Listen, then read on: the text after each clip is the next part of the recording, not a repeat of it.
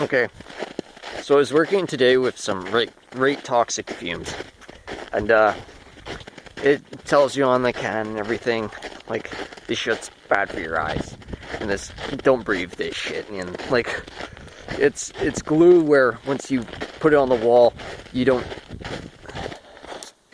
My phone just like glitched and froze. I wonder what that's gonna record like. It was like 3 seconds. Anyways, once you put it on the wall, there's no adjustments. And so we had the fan going, so it's turning the place up. And so, first of all, I'm not like making money on this job, and this is not my prerogative. So if you want to go and say, oh, there's Gord with his buying power, buying fucking garbage and polluting and doing all this shit, keep it to yourself. Not the situation at all. I'm helping someone that's going to be doing it regardless, and it's going forward. Anyways, so we're in there with gas masks, and the whole house smells like this, like rate toxic glue. And so my eyes, they feel bad. My lungs, I got the fucking taste of this glue on my palate. It was just absolutely awful. So, placebos, you think they're helping when they don't. And anxiety's the same thing. You think you got health problems when you don't. So, my eyes were like twitching from anxiety. And so it's like, it makes you think of like people farting because they're under anxiety, right? It's like, thinking you have problems is what the problem is. In reality, like, you're perfectly a-okay. Like when you smell shit, or like, forget what the fuck that's called. Anyways, so what this all came around to, because this stuff was highly toxic and combustible fumes. If you light a match, supposedly it'd like light on fire, it'd blow the place up. So then we're in the kitchen, and we got the fan running. You're not supposed to have a fan running, but it's a brand new fan, so maybe there won't be a spark. So we're in the kitchen playing with fuses, and there's sparks going off everywhere. Anyways, the way this comes around is I can imagine how awful some job sites must have been in the past, or might be in the future, or how bad they could be if you had idiots on the job site, right? Because, and what this comes around to, and this is basically why I'm making the video, is you don't know what the fuck these fumes are or how they react. You don't know what these fumes will do. So if someone lights a match and you're in that room, it might stick to your skin, right? And burn like a little flare. And it might absorb to you like convection, and just stick to your skin and flare off. So for you, this experience, this explosion, this flame, this instant, might just seem like a pop in the room, like an explosion, but in reality you get a chemical burn, and then you get like cancer.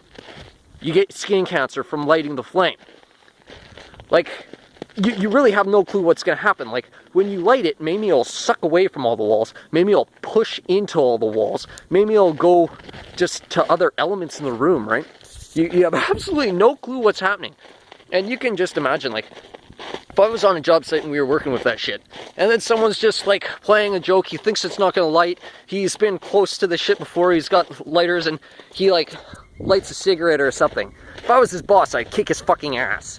I would take the lawsuit charge for assaulting my employee. I'd just kick his fucking ass, because not only can he possibly kill himself or do damage to himself because he doesn't know the residual effects or how we'll combust in the first place, but he puts everyone else in danger. He can blow up my work site. I have to float the insurance. It damages my reputation as an employer if anything happens to my work site, and it can residually kill me or cause me effects.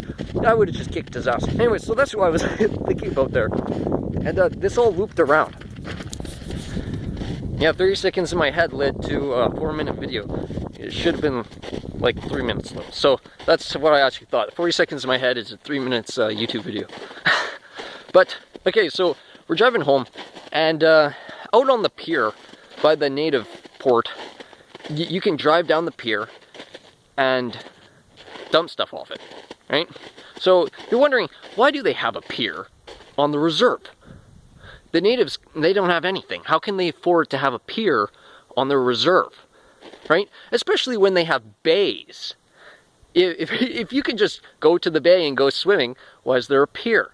So if in the 50s they were dumping all their sewage and underwater welding doesn't come around until, let's say, maybe around the 80s, 70s maybe, if the whites in town had to get rid of their sewage and they paid a native to keep his mouth shut so that they can drive out to the end of the pier on the reserve and dump their shit because they had too much shit going into the bay on the city, because that's exactly what they were doing, all they'd have to do is throw some extra garnish at him so that he'd win for his office.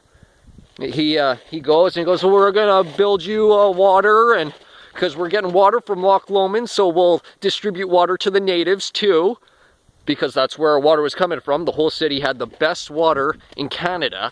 It was absolutely phenomenal, getting water from the top of the lake on the native reserve into the city to give us water. Yeah, that's so the natives will get running water, and we'll build the natives houses. And you know what? We'll do all these wonderful things for the natives. You win the election. You let us dump our shit on the reserve. How's that, eh?